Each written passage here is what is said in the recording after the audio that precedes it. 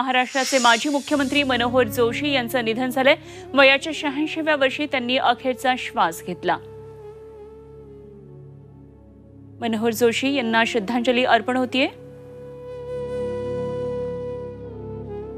आणि ती भूमिका सरकारने पार पाडलेली आहे आणि त्याच्यामध्ये आम्ही सुद्धा सगळ्यांनी सपोर्ट केले माझ्या सहित।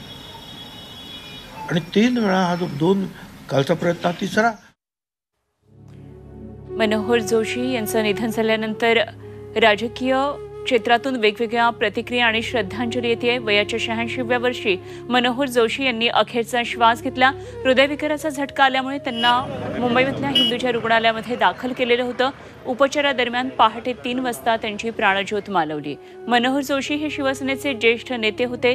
नगरसेवक पदापासून ते लोकसभा अध्यक्षपर्यंत अशी महत्त्वाची पदं त्यांनी भूषवलेली। त्यांच्या निधनानं शोककळा पसरली आहे। त्यांचं पार्थिव अंत्यदर्शनासाठी माटुंग्यातल्या निवासस्थानी ठेवण्यात येत आहे। दुपारी 2 नंतर अंत्ययात्रा निघणारे दादर स्मशानभूमीमध्ये शासकीय इतमामात त्यांच्यावर अंत्यसंस्कार केले जाणार आहेत।